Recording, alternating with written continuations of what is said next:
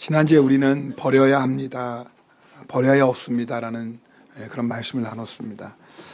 예수님은 우리를 위해 당신의 생명을 버리심으로 생명을 다시 얻으셨습니다. 우리도 형제자매를 위해서 생명을 버릴 때 다시 얻을 수 있다는 말씀 나누었습니다. 사실 우리는 예수님도 모르고 하나님의 사랑도 모르고 살았던 사람들 아닙니까? 내 마음대로, 내 고집대로, 내 욕심대로 살았습니다. 세상을 좋아하고 죄의 종노릇하며 살았던 우리가 어떻게 예수님을 알고 어떻게 예수님을 사랑할 수 있겠습니까? 그런데 예수님은 그런 우리들을 위해서 목숨을 버리심으로 말미암아 우리가 십자가의 사랑을 알게 되었습니다.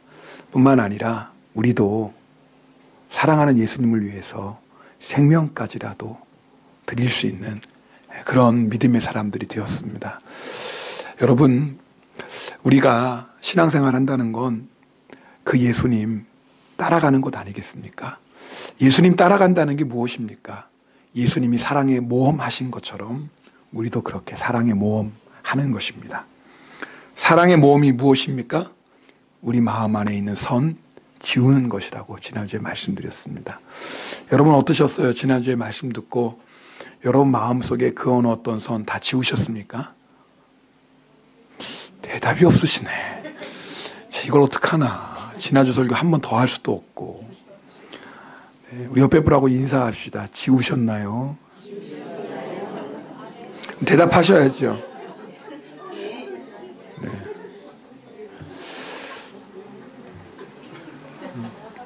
여러분, 우리는 손해보지 않으려고, 상처받지 않으려고, 또 부담 느끼지 않으려고 모든 관계에 선을 긋습니다. 그래서 내가 사랑해도 이 선은 절대 넘지 않고, 내가 교제해도 이 선은 절대 넘지 않고, 많은 성도들이 그렇게 살아갑니다. 그런데 여러분, 그 선이 사실은 우리에게 하나님의 십자가의 사랑과 은혜를 가로막고 있는 담이 된다는 사실을 여러분 꼭 기억하시길 바랍니다. 우리가 예수님 따라가는 건 희생할 각오하는 겁니다. 우리가 예수님 따라가는 건 손해볼 각오하는 겁니다. 예수님 따라가는 건 배신당할 각오도 하는 겁니다. 그러나 반드시 십자가의 사랑이 승리합니다. 지난주에 설교 듣고 사랑의 모험에 대한 도전을 받으신 우리 어느 성도님이 쓴 영성일기 일부분을 제가 소개합니다. 허락도 안 받았는데 뭐 나눠도 괜찮겠죠. 목사님을 통한 주님의 말씀 한 말씀 한 말씀이 나를 향한 말씀이고 나를 돌아보게 됩니다. 성도님들과의 관계에서 더욱이 주님과의 관계에서 나만의 선을 그어놓고 더 이상 접근을 허락하지 않는 나의 모습을 보았습니다. 그러면서 주님을, 성도들을 사랑하고 있다고 착각하고 있었습니다. 우리의 모습 아닌가요? 사람에게 선 그어놓고, 심지어는 주님 관계도 선 그어놓고, 그래도 나는 주님 사랑해, 그래도 나는 성도들 사랑해 하고 있다라고 생각하는 겁니다. 그분께서 이렇게 영성일기에 결단을 하세요. 우리를 향한 주님의 사랑, 아버지의 사랑을 가지고 형제 자매들과 주님을 바라보고 싶습니다. 설교 말씀을 들으면서 회개하는 시간이 되었고 결단하는 시간이 되었습니다. 저는 이런 분들이 우리 안에 많이 일어나기를 주님의 이름으로 축복합니다. 그럼 우리 인생에 소망이 있습니다. 우리 교회에 소망이 있습니다. 내 목숨을 버리기까지 서로 사랑하면 반드시 우리 안에 하나님의 놀라우신 뜻이 이루어집니다. 혹시 아직까지 선 지우지 않고 그대로 갖고 나오신 분이 있다면 오늘 이 말씀 들을 때 다 지울 수 있기를 주님의 이름으로 부탁드립니다. 그러나 우리의 신앙생활은 이것과 함께 또 하나 아주 중요한 것이 있습니다. 우리가 형제자매를 위해 목숨을 버려 사랑하는 것만큼이나 중요한 것입니다. 오늘 우리가 주신 본문 말씀을 함께 읽겠습니다. 요한복음 같이 읽습니다. 또 이 우리의 들지 아니한 다른 양들이 내게 있어 내가 인도하여야 할 터이니 그들도 내 음성을 듣고 한 무리가 되어 한 목자에게 있으리라. 우리 그 앞에 말씀 보시면 예수님이 이렇게 말씀하세요. 이 우리, 양들이 있는 우리를 얘기하는 거예요. 이 양들의 우리에 들지한 다른 양이 있어요. 이 양은 어디? 우리 밖에 있는 양이에요. 근데 주님이 뭐라고 말씀하시냐면 이 우리 밖에 있는 양들도 내가 어떻게 해요? 인도해야 된다라는 거예요. 여기서 말씀하시는 우리 안에 있는 양은 유대인이고요. 우리 밖에 있는 예수님이 우리 안으로 인도해야 될 양은 이방인을 의미합니다. 하나님께서는 유대인을 사랑하셔서 유대인을 택하시고 구원하셨습니다. 그런데 하나님의 목적이 있었어요.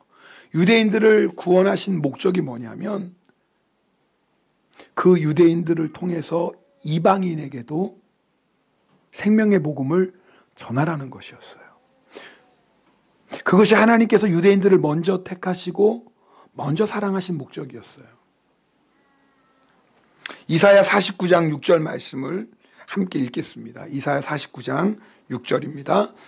그가 이르시되 내가 나의 종이 되어 야곱의 지파들을 일으키며 이스라엘 중에 보전된 자를 돌아오게 할 것은 매우 쉬운 일이라.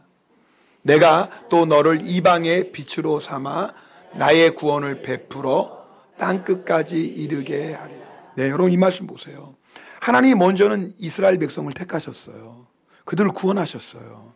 근데 하나님의 목적은 거기서 끝나는 게 아니에요. 그 이스라엘 사람들을 어떻게 해요? 일으켜서 이방의 빛으로 삼는 것입니다. 이방의 빛으로 삼아서 그래서 뭐예요? 하나님의 구원이 땅끝까지 이르게 하는 겁니다. 그것이 하나님의 목적이에요. 그런데 유대인들은 하나님의 놀라운 계획을 바로 깨닫지 못했습니다. 하나님이 우리를 사랑하시고 우리를 택하시고 우리를 구원하신 건 맞아요. 그것에 감사했어요. 그러나 하나님이 왜 자신들을 사랑하시고 자신들을 왜 택하시고 자신들을 왜 구원하셨는지 가장 중요한 목적을 잃어버리고 말았어요. 그것은 뭐예요? 이방인에게 그 하나님의 구원의 빛을 비추는 것이었어요. 그래서 이방인들도 하나님을 믿고 구원받는 것, 그것이 하나님의 계획이었습니다. 그러나 유대인들은 하나님의 그 계획, 하나님이 자기에게 주신 사명을 잊어버리고 유대인에게는 구원이 없다고까지 생각하고요. 심지어는 유대인들은 저주받은 자라고까지 생각했습니다. 사도행전 10장을 보면요, 주님께서 베드로를 이방인 백부장 고넬리에게 보내십니다. 그 복음을 전하라고. 베드로와 몇몇 유대인들이 고넬료의 집에 가서 복음을 전하는데 놀라운 일이 일어나는 겁니다. 예수님의 제자들이 마가의 다락방에서 기도했을 때 임했던 성령님이 그 자리에 임하시는 거예요. 그 모습을 보고 베드로와 유대인들이 깜짝 놀라는 겁니다. 왜요? 이방인에게도 성령을 주시다니. 그 말은 뭐예요? 이방인들도 하나님이 택하셨고 이방인들도 하나님이 사랑하시고 이방인들도 하나님이 구원하신다는 증거거든요. 그래서 자기가 받은 성령을 똑같이 부어주시는 것을 보고 베드로와 함께 갔던 유대인 그리스도인들이 놀랐습니다. 여러분, 사도행전 2장을 보면은요, 자, 오늘 말씀이 좀 이렇게 성경 말씀을 제가 잘 인용하니까 여러분 좀 집중해서 들으셔야 돼요. 제가 이렇게 설명하는 이유가 있거든요. 사도행전 2장을 보면 베드로가, 성령 받은 베드로가 백성들에게 설교를 하는데 요엘서 2장 38절 말씀을 인용해서 설교해요. 그게 어떤 말씀이냐면 이런 말씀이에요. 하나님이 말씀하시기를 말세에 내가 내 영을 모든 육체에 부어주리니 너희의 자녀들은 예언할 것이요 너희의 젊은이들은 환상을 보고 너희의 늙은이들은 꿈을 꾸리라.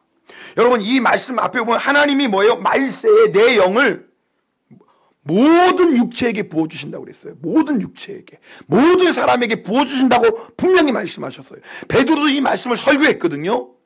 이렇게 이 말씀으로 설교했으면서도 막상 이방인들에게 성령이 임하는 거 보니까 뭐예요? 놀란 거예요. 그만큼 유대인들 안에는 고정관념이 있었어요. 우리는 하나님 앞에 택함받은 백성이야. 우리 하나님께 구원받은 백성이야.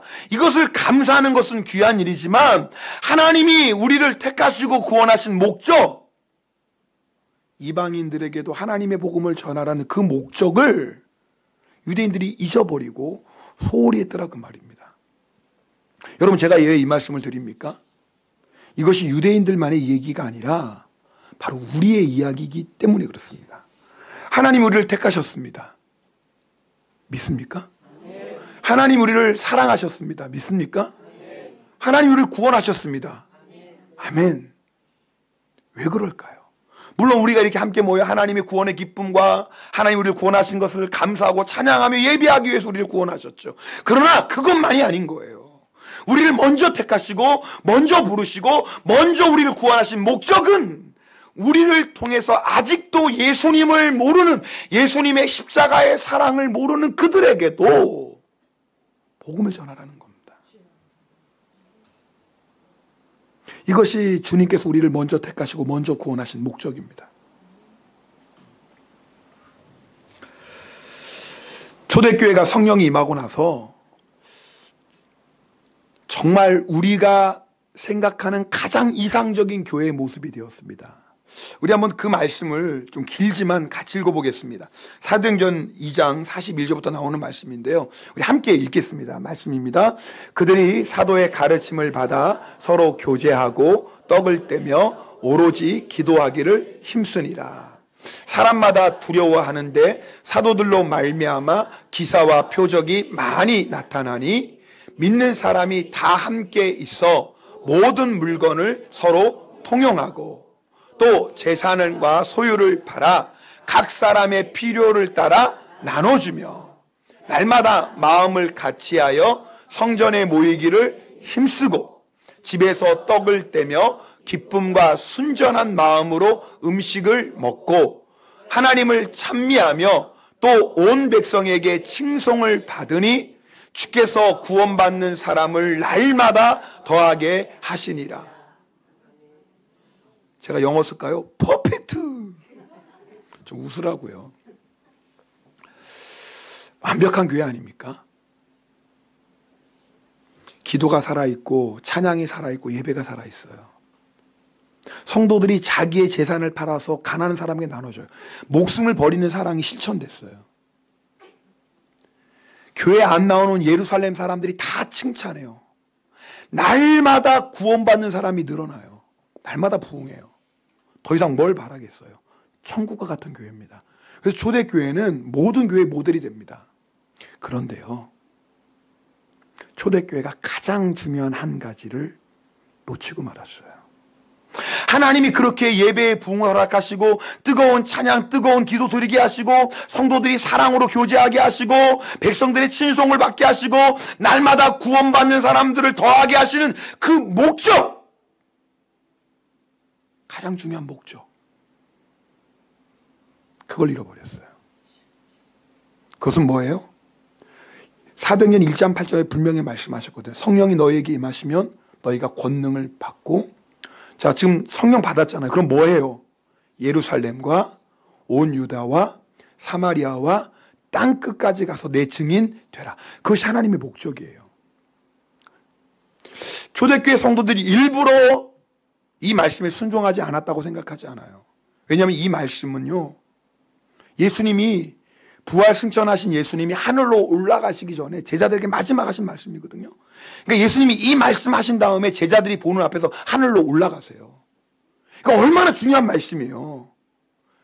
예수님의 마지막 명령이고요, 예수님의 간절한 부탁이고요, 그것이 너희가 예루살렘과 온 유대와 사마리아와 땅끝까지 가서 내 증인 되라는 말씀이었어요. 근데 초대교회에서 여기가 너무 좋은 거예요. 서로 찬양하고 예배드리고 기도하고 서로 사랑으로 교제하고 천국이죠, 천국. 그러니까 여기가 좋사오니 여기에만 머물러 있는 거예요. 사실은 어떻게 해야 돼요? 어떻게 해야 돼요? 온 유대로 가야 되고 사마리아로 가야 되고 땅끝까지 가야 되는데 여기가 너무 좋은 거예요. 그래서 하나님은 어떻게 해요? 사도행전 8장 1절에 보면 큰 박해를 허락하셔서 사도들 외에는 나머지 초대교회 성도를 다 흩으십니다. 그러면 흩어진 성도들이 어떻게 되었느냐? 유대와 사마리아, 그 다음에 어디로 가요? 모든 땅으로 갔어요. 지금 무슨 말씀드리는지 이해하시겠어요? 하나님이 너희는 반드시 예루살렘만이 아니라 유대와 사마리아 땅끝까지 가야 돼 라고 주님이 이런 은혜와 축복을 주셨는데, 초대교회 성도들이 여기가 너무 좋으니까, 여기만 머물러 있으니까 하나님이 큰 박해를 허락하셔서 흩으시는 거예요. 안 갈 수가 없는 거예요. 그래서 온 유대로 가게 하시고 사마리아로 가게 하시고 땅끝까지 가게 하세요. 가면서 뭐 했어요? 복음 전했죠. 그래서 사도행전 8장 그다음부터 보면 빌립비 사람 어디 가서 사마리아에 가서 복음 전하고, 그 다음에 복음 전한 사람들이 어디요? 안디옥에 가서 복음 전하고, 거기서 안디옥에서 최초의 이방인 교회가 세워져요.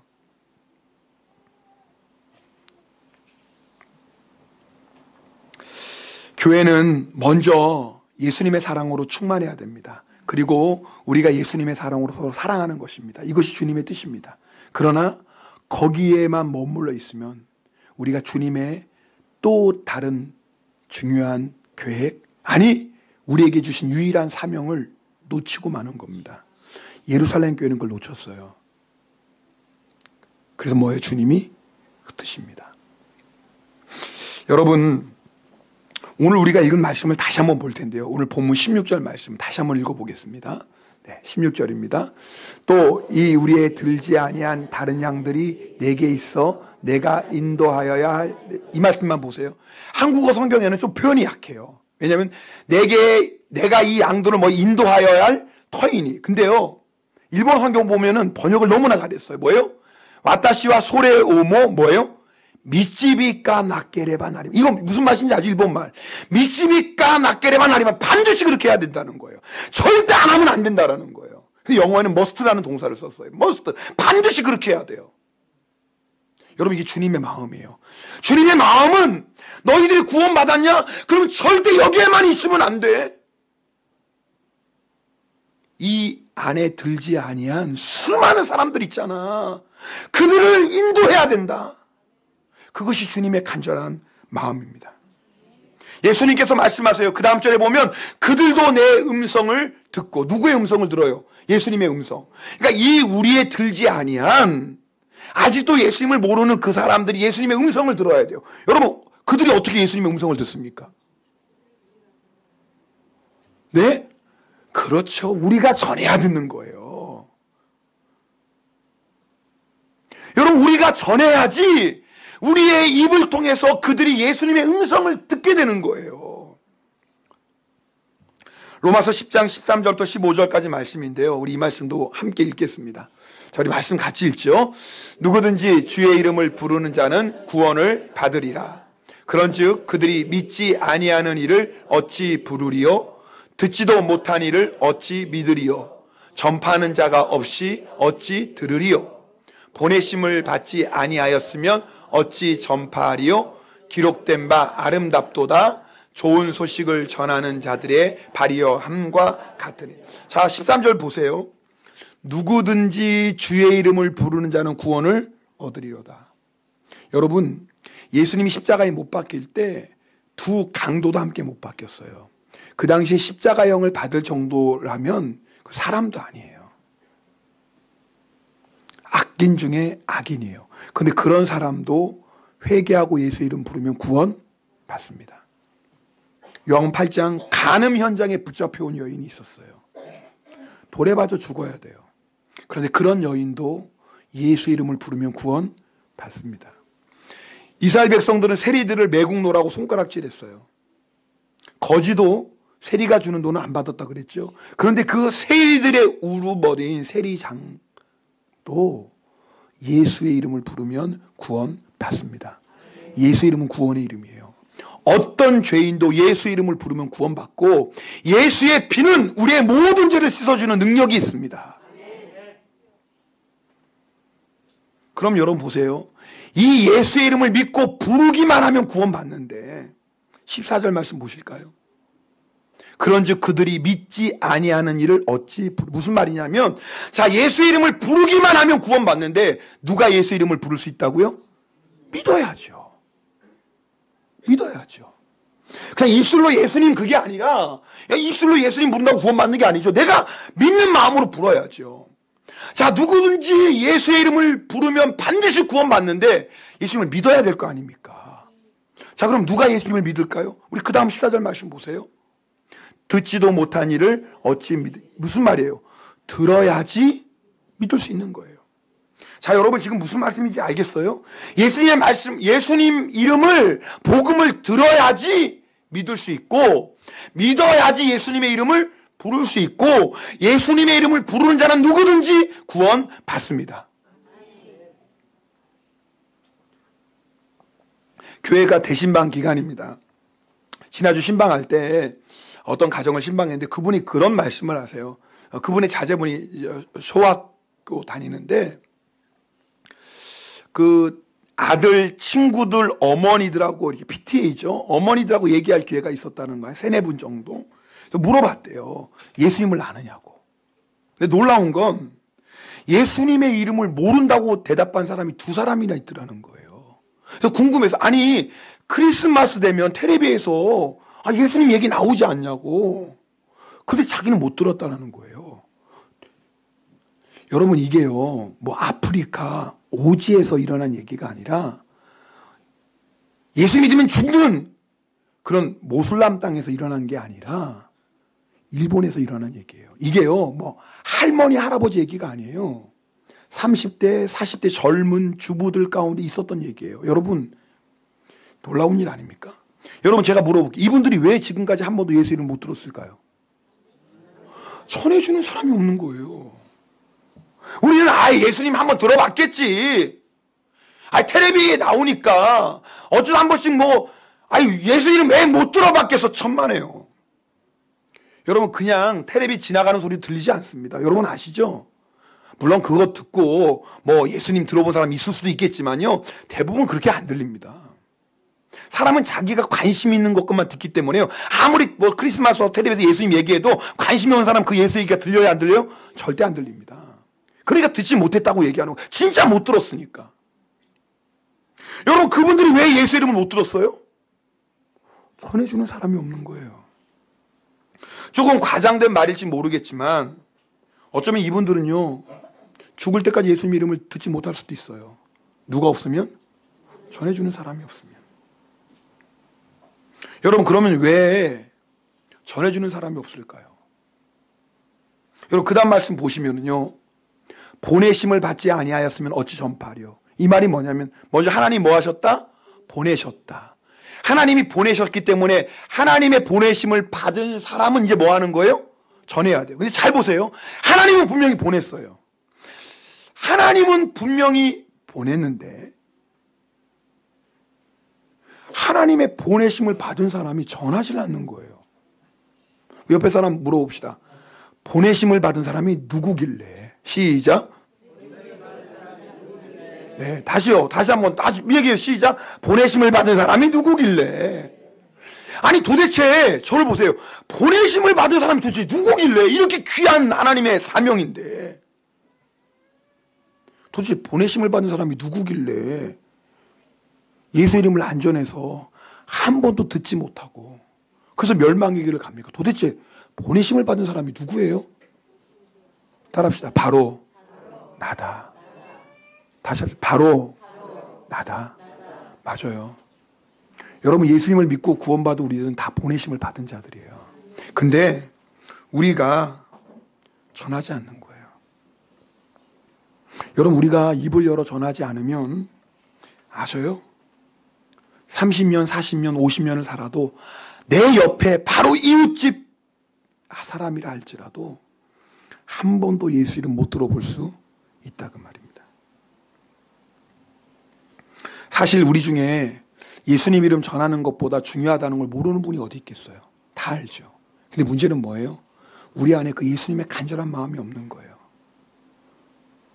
예수님 우리를 얼마나 사랑하셨습니까? 우리를 너무나 사랑해서 십자가에 못 박혀 죽기까지 사랑하셨어요. 여러분 예수님께서 우리만 사랑하시는 것이 아니라 아직 이 우리에 들지 아니한 세상 사람들도 그렇게 사랑하시는 거 믿습니까? 왜 아멘이 짜고요? 전도하라가 갑자기 걱정해서 아멘이 잘 안 나오세요? 여러분 예수님 우리를 얼마나 사랑하셨냐면 당신의 목숨을 주시기까지 사랑하셨습니다. 믿습니까? 근데 예수님이요 우리 지금 이 자리에 없는 세상 밖에 있는 사람들도 그렇게 사랑하시는 것을 믿습니까? 예수님 말씀하셨잖아요. 하나님이 세상을 이처럼 사랑하사 독생자를 주셨어요. 여기서 말하는 세상은요, 우리만 얘기하는 게 아니에요. 교회 밖에 있는, 아직도 예수님 듣지 못하고, 아직도 십자가 그 사랑 듣지 못하고, 예수 믿으면 모든 죄 용서받고 구원받습니다, 이 복음을 듣지 못한 이 세상에 있는 모든 사람들도 하나님이 사랑하셔서 그 사람들을 위해서도 독생자 예수 그리스도 주셨습니다. 믿으십니까? 그럼 우리가 이걸 정말 믿는다면 어떻게 내가 예수 믿고 구원받았다고 그것만 만족하겠어요? 우리에게 필요한 게 뭐냐면 예수님의 그 마음이에요. 지난 선교사 연합회 신년 세미나 때 오신 강사 목사님이 그런 간증을 하셨습니다. 이 목사님이 경기도의 아주 가난한 동네에서 개척에 천막 치고 개척을 하셨어요. 그러니까 얼마나 가난한 동네에 또 개척하실 때 뭐 아무것도 없었겠죠. 천막 치고. 예전엔 그랬잖아요. 교회 개척할 때 정말 천막 치고 교회 개척하는 경우들이 많지 않았습니까? 그렇게 해서 이 교인을 첫 방문자를 기다리는데 누가 교회 이 천막을 덜치고 들어오는데 사람 다리가 먼저 들어오는 게 아니라 지팡이가 먼저 들어오더래요. 보니까 다리를 심하게 저는 할아버지 한 분이 할머니의 부축을 들고 부축을 받고 들어오는 겁니다. 첫 방문자예요. 보니까 너무너무 가난하신 분들이에요. 그래도 교회 처음 찾아와서 첫 교인이 되었어요. 그 가난한 노부부가. 근데 또 정이 많은지라 길에서 떠돌아다니는 고아 하나 또 자기 양자 삼아서 이렇게 같이 살고 있는 가족이에요. 시간이 지나면서 교인들이 한 명, 두 명 모여들기 시작했고요. 교회도 성장하고 안정되어 갔습니다. 그러던 어느 날 갑자기 노부부가 목사님을 찾아왔습니다.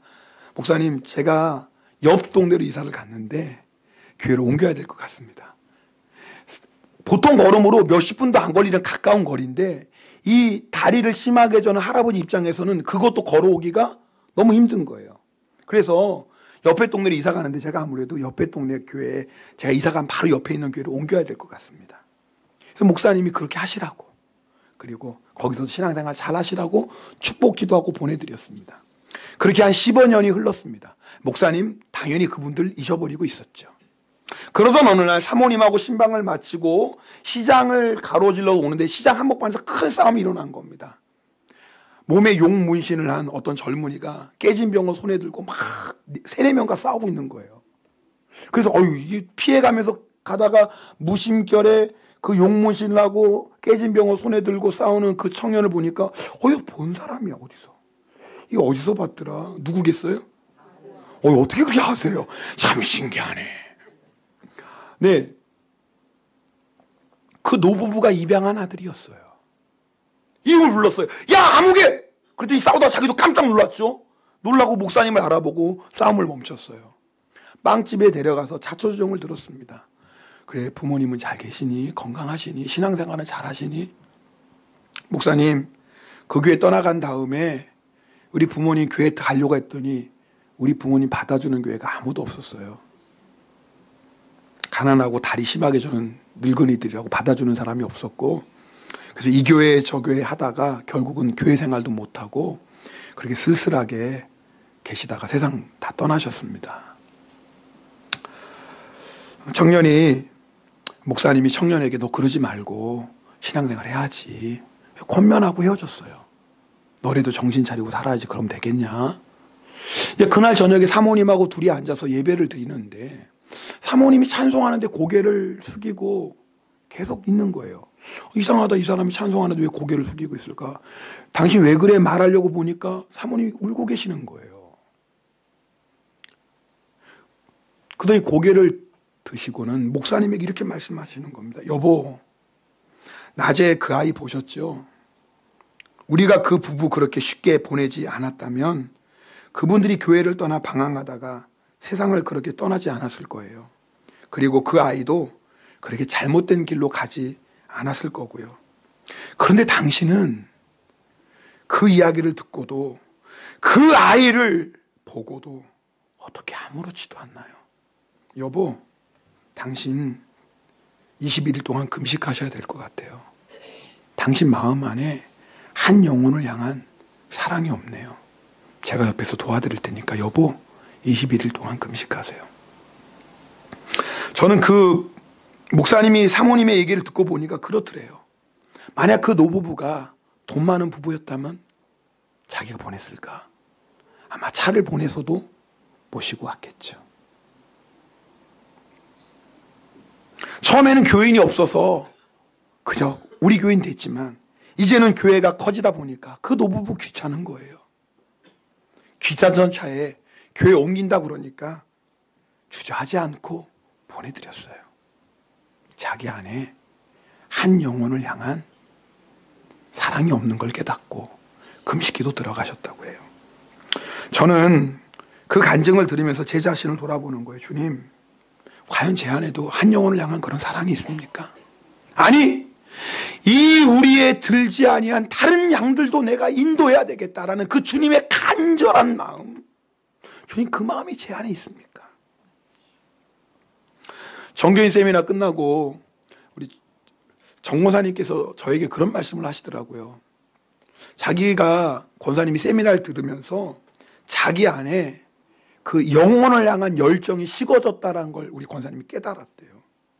예수님 만나고 첫 은혜 받았을 때는요, 예수 안 믿는 한 사람 보면 어떻게든지 전도하려고 했고, 누군가가 나 교회 나오고 싶다면 아무리 거리가 멀어도 우리 권사님 차 가지고 마중 나가고 그래요.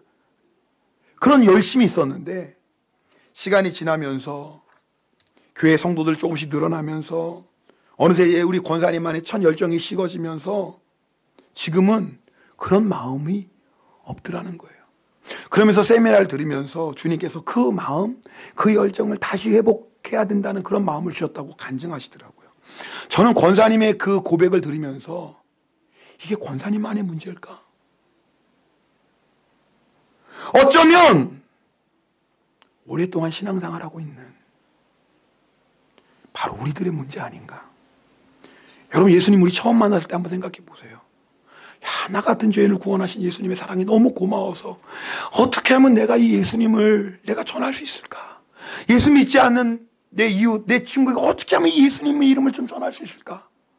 그 뜨거운 마음 가지고 예수 믿으라고 교회 한번 가보자고. 여러분, 그러지 않았어요? 그들을 한 사람이라도 예수님 앞으로 전도할 수 있다면 어떤 희생도 어떤 수고도 여러분 기쁨으로 감당한, 여러분 그 시절 다 있었잖아요. 그렇게 해서 한 영혼이 예수님 앞에 돌아오면 얼마나 기쁘고 감사했습니까? 정말 세상을 다 얻은 것처럼 기뻐하지 않았습니까? 그런데 어느 순간부터 그 마음을 우리가 잃어버렸어요. 여러분, 오늘 우리가 그 마음 회복해야 됩니다. 혹시 여러분 가운데 이 말씀 들으면서 이런 마음이 드는 분이 있겠다 싶어요. 목사님, 저도 인생 살기 힘들어요. 저도 밥 먹고 살기 힘들고 공부하고 아르바이트 저도 힘들어요. 저 하나 예수 믿는 것도 그냥 아주 간당간당하게 믿어요. 저 하나 내 믿음 하나 지키는 것도 아슬아슬아슬해요. 뭐 그런 내가 무슨 전도입니까? 내 방에, 내 발에, 내 발등에 불 떨어졌는데. 여러분 잘 들어보세요. 그래서 전해야 돼요. 왜 우리의 믿음이 그렇게 간당간당한 믿음 되는 줄 아세요? 왜 내가 이 세상에서 그저 먹고 살기 바쁘고 마음 다 빼앗겼는지 그 이유를 아셔야 돼요, 여러분이. 하나님이 우리에게 맡겨주신 사명을 잃어버렸기 때문에 그렇습니다. 여러분, 성도의 축복이 뭔 줄 아세요? 하나님이 나에게 주신 사명을 감당할 때 그때 기쁨이 있어요. 여러분 다 경험하시지 않았나요? 내가 힘들고 내가 여러 가지 상황이 어려워도 주님이 나에게 맡기신 그 사명을 감당할 때 얼마나 기뻤습니까? 너무나 행복했잖아요. 내 거 다 주고도 기쁘고 즐겁지 않았나요? 근데 언제부터인가 우리 안에 하나님이 나에게 주신 사명을 잃어버리고 그저 나를 위해서 그저 세상 살기 바빴어요. 그렇게 막 살다 보니까 내 안에 구원의 기쁨도 구원의 감격도 잃어버리고 돌아보니까 그저 내 믿음 하나 지키는 것도 아슬아슬해요. 그저 주일날 예배 나오는 것도 그냥 아슬아슬해요. 여러분, 우리의 신앙의 문제가 어디서부터 온 줄 아세요? 하나님이 나에게 주신 그 사명을 놓치고 나면 그때부터 우리의 신앙은 죽기 시작합니다. 하나님이 나에게 맡기신 그 사명을 잃어버리고 나면 그때부터 우리의 신앙은 잠들기 시작합니다. 하나님이 나에게 맡기신 사명을 잃어버리고 나면 그때부터 우리 안에 구원의 기쁨과 감격은 사라집니다. 하나님 우리에게 구원의 기쁨과 감격과 뜨거움을 주신 이유가 뭐예요? 왜요? 왜 주셨어요? 그거 가지고, 그 예수님의 뜨거운 마음 가지고 아직도 주님 모르는 사람에게 예수님 전하라고 주신 거 아닙니까? 전하지 않으니 내 안에 썩어가는 거예요. 여러분, 예수 믿은 지 오래되었지만 그 마음이 지금 썩어지고 있는 성도들이 얼마나 많은지 몰라요. 어쩌면 저에게 주시는 말씀이에요. 사실은 여러분이 듣기 전에 제가 먼저 들어야 되는 말씀이에요. 받은 은혜는 많은데, 받을 사랑은 많은데 나누지 않으니 썩어가네요. 그러니까 우리 안에서요, 냄새가 나요. 정말 별것 아닌 것 같고 시험에 들고, 별거 아닌 것 같고 기분 나빠하고, 별건 아닌 것 같고 다투기도 하고. 왜 그런 줄 아세요? 하나님이 나에게 맡겨주신 거룩한 사명을 잃어버리고 살고 있어요. 여러분이 아무리 세상에서 그렇게 열심히 살아보십시오. 성공할 수 있겠죠.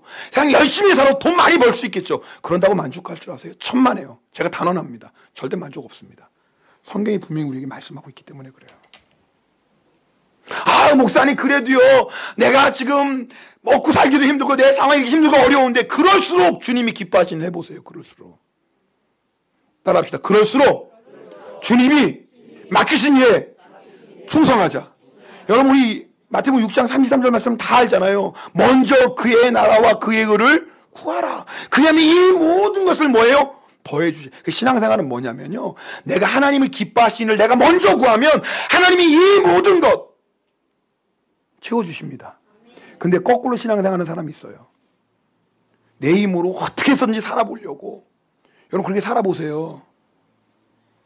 100가지 걱정, 염려가 우리를 엄습하고요, 정말 세상에 찌들려 살게 되고요, 나중에는요, 우리 마음이 예수 믿는 사람인지 아닌지 차가워지고 메말라져서 딱딱한 마음 가지고 그냥 교회만 왔다 갔다 하는 신앙생활 됩니다. 여러분, 그게요, 우리가 죽는 거예요. 그게 우리가 죽는 거예요. 그게요. 오늘 말씀 듣고 여러분 안에 이런 기도가 시작되면 좋겠어요. 주님, 맞아요. 제가 사명 잃어버리고 살았어요.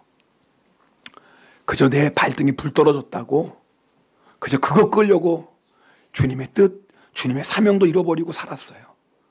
주님, 회개합니다. 오늘 이 기도 하셔야 되고요, 그 다음에 또 기도하셔야 돼요. 주님, 맞아요. 내 안에 첫사랑도 첫눈에도 다 식어졌어요. 내 마음 안에 공고함만, 강박함만 남았어요. 주님, 불쌍히 여겨주시고 다시 한번 그 은혜와 사랑을 회복시켜 주시옵소서. 기도해야 돼요. 그리고 제일 중요한 게 있어요. 이거 잘 들으세요. 주님이 내 안에 그 첫사랑과 첫 열정을 회복시켜 줄 때까지 기다리지 마세요. 그건 거꾸로 된 거예요. 내가 그렇게 기도한 다음에, 우리 다 알잖아요, 주님이 나에게 원하시는 게 무엇인지. 그럼 뭐예요? 전하세요. 차가워도 전할 수 있어요. 내 마음이 감동이 오지 않아도 전할 수 있어요. 어제 신방하는데 우리 한 성도님이 그 말씀하시는 거예요. 최근에 일본 분 한 분을 전도하셨습니다. 근데 그분이 우리 교회 나와서 자기도 놀랬다라는 거예요. 근데 그분 말씀이 너무나 인상해서 어제 그렇게 쉽게 나올 줄 몰랐다는 거예요. 목사님, 너무 쉽게 나왔어요. 그렇게 쉽게 나올 줄 몰랐어요. 아마 제가 우리 그 신방 받으신 분의 성격 봐서는 뭐 교회 한번 나와보세요, 막 절대 이러지 않았을 거야. 성격 자체가 그냥 한번 와보세요, 안 오면 말고 오면 좋지, 뭐 이런 식으로 전했을 것 같아. 몰라요. 그건 지금 제 생각이고. 그러나 그분 성격을 보면 막 그냥 뭐 매달리고 뭐 꼭 한번 와보셔야 돼, 뭐 이러진 않았을 것 같아. 그랬죠? 그 매달렸나요? 애걸복걸했나요? 근데 그분이 얘기한 거 너무 쉽게 나왔다는. 제가 그 말씀에서 너무 큰 충격을 받았어요. 아, 우리 주변에 전하기만 하면 올 사람들이 있구나. 우리가 물론 어떤 사람은요 그렇게 매달리고 그렇게 사정해도 안 올 사람이 있겠죠. 있죠. 그런데 아세요? 그저 내가 한마디, 한번 교회 와보세요, 예수 한번 믿어보세요, 그저 이 한마디 말을 듣고 그 말에 너무 쉽게 교회 나올 사람이 있는 거 아십니까? 아멘도 안 하네. 아니 여러분 오늘 제가 막 전도하라고 막 부담이 되셔서 지금 그러시는 거예요? 아니 제가 뭐 억지로 시키는 거 아니에요. 여러분 살라고 지금 하는 거예요. 아, 이 마음이 안전해지나? 혹시 여러분 목사님 뭐 전도 무지하게 시켜가지고 막 그냥 교회 막 그냥 부흥시켜가지고 막 떼가지고 이러길 제발 그렇게 오해하지 마세요. 지금 저는요 하나님 아버지의 마음을 여러분이 좀 알길 원하는 거예요. 우리를 살리시려고, 그리고 이 우리 밖에 있는 자들 그들을 인도하시려는 아버지의 마음을 우리가 좀 깨닫자 그 말이에요. 제가 오늘 여기 앉아서 기도하는데 찬송 우리 이권사님이 평안을 너에게 주노라, 사랑을 너에게. 근데 제 마음이 너무 간절한, 하나님 우리 성도들에게 평안을 주십시오. 세상에서 힘들고 낙심하고 지쳐있는 우리 성도들, 오늘 이 예배 시간에 정말 평안을 주십시오. 주님, 우리 성도들이 예수님의 사랑을 알게 해주세요. 인생이 너무 힘들고 요즘 세상 살기 더 힘들잖아요. 많이 지치고 낙심인데 주님 좀 우리 성도들에게 좀 주님의 사랑을 알게 해주세요. 여러분 제가 그런 간절한 마음을 기도했어요. 근데 그 응답이 바로 오늘 이 말씀이에요. 오늘 그 제 기도에 대한 응답이 이 말씀이라니까요. 여러분이 언제 그 놀라운 세상이 주지 못하는 평강을 언제 맛보냐면 주의 사명을 감당할 때. 언제 그 십자가의 사랑, 나를 위해 생명 버리신, 절대 나를 버리지 않고 떠나지 않는 그 십자가의 사랑을 여러분이 언제 경험하냐면 주님이 나에게 맡기신 사명을 감당할 때. 그때 여러분이 그 평안과 그 사랑을 알게 됩니다. 오늘 여러분이 아버지의 마음 깨닫길 원합니다. 제가 재밌는 얘기 하나 해드리고 설교 마칩니다. 요즘 주선이가 인원석이 공부하기 싫어가지고요. 지난번에 지 엄마한테 그랬더니 자기는 기무 교육만 받고 학교 안 다닌대요. 자기는 공부가 이하다까라 기무 교육고등학교 웃겠대. 야메마스 뱅교. 참 여러분 기도해 주십시오. 우리 아들이 중학교만 졸업하고 이제는 뭐 학교 다니실 텐입니다. 공부를 그게, 제가 또 공부를 많이 하면 또 이해를 해. 뭐 매일 그냥 책상 이런 거 맨날 노는 놈이, 맨날 먹을 거 밝히는 놈이 이러냐. 죄송합니다. 제가 또 그 아들이 누구 닮겠어요? 아빠 닮지. 뭐 어떡하겠습니까? 그래서 제가 금요일 날인가 토요일 날, 어젠가 금요일 날 사무실에 앉으니 또 게임기 갖고 왔어요. 왜냐면 저한테 허락을 받아야 되거든요. 할 거 다 하고. 할 거 다 한다고 뭐 대단한 게 아니에요. 주선이가 학교도 할 거 다 하는 거 뭐예요? 숙제하고. 뭐예요? 성경 읽고 방 치우는 거. 그거 이제 챌린지라고 왜 그 애들 학습지 있어요. 그거 하고. 그거 다 해봤자 1시간이에요. 주선이 방도 1분이면 다 치우거든요, 걔는. 근데 여기 있던 거 이리 옮기면 치우는 거예요, 걔는. 너 치웠어 그러면 또 이거 옮겨놔요. 걔는 뭐 치우는 게 아니에요, 뭐. 사실 제가 이렇게 말해도 의미도 없어요. 하여튼 숙제하고 성경 읽고 챌린지하고 방치도 1시간도 안 걸려요. 1시간도. 이거 끝내면 내가 게임 30분 해줄게. 그래서 사무실 또 게임기 갖고 와서 해달라고. 제가 안무를 걸어놨거든요. 제가 그래서 주선아, 너, 주선이 저한테 그러니까, 자기는 공부하기 싫대. 놀고만 싶대. 주선아, 너 만약에, 제가 물어봤어요. 네 아들이 공부하고 싫고 놀기만 하면 너 어떻게 말할래? 지금 무슨 말, 분위기 아시죠? 주선아, 만약에 네가 아들을 낳는데 네 아들이 너처럼 공부하기 싫고 놀고만 싶다고 너 뭐라고 말할래? 그랬더니 가만히 있다가, 걔 또 머리는 또 있잖아요. 가만히 있다가 씩 웃는 거예요. 그러면서 자기도 아들한테 공부하러 갈 것 같대. 여러분 제가 이 얘기를 왜 한 줄 아세요? 주선이가 그 순간에 지가 생각하니까 아버지의 마음을 조금 안 거야.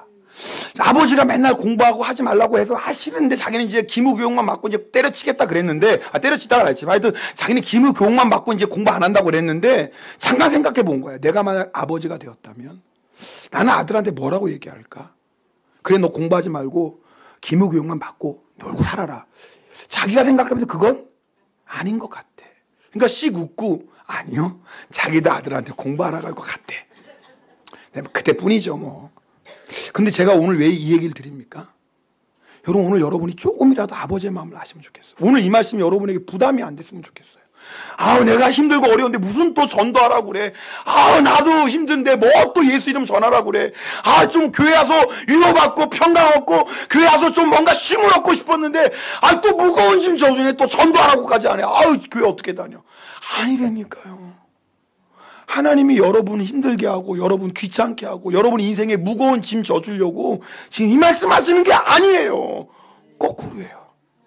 여러분에게 진짜 평강 주시려고, 진짜 사랑 체험하게 하시려고, 진짜 인생을 사랑하는 기쁨, 야 이게 사는 기쁨이지, 맞아 이럴 때 내 인생에 참된 의미가 있지, 그거 좀 맛보게 하시려고, 그거. 그래서 오늘 이 말씀 주시는 거예요. 기도하겠습니다.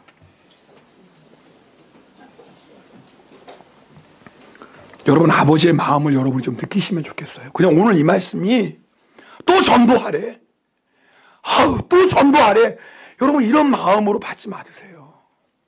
여러분 아버지의 마음을 좀 느껴보세요.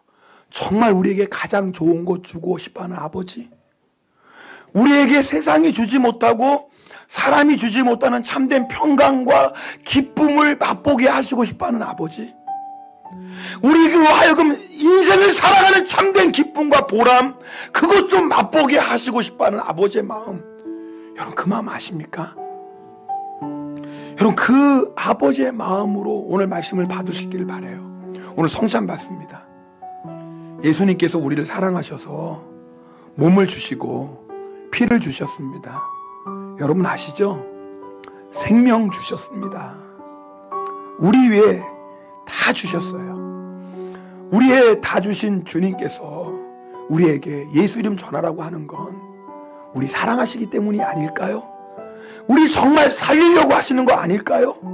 메마른 내 심령, 죽어져 버린 내 심령, 차가워진 내 심령에 다시 기쁨과 감격을 회복시키려는 것 아니겠어요? 오늘 우리가 주님 바라보고 내 마음의 문을 열고, 주님 이 말씀 나의 말씀 되길 원합니다. 그리고 오늘 성찬을 통해서 다시 한번 그 십자가의 은혜와 사랑이 회복되길 원합니다. 통성으로 기도하겠습니다. 오 할렐루야. 사랑의 하나님 아버지 감사드립니다.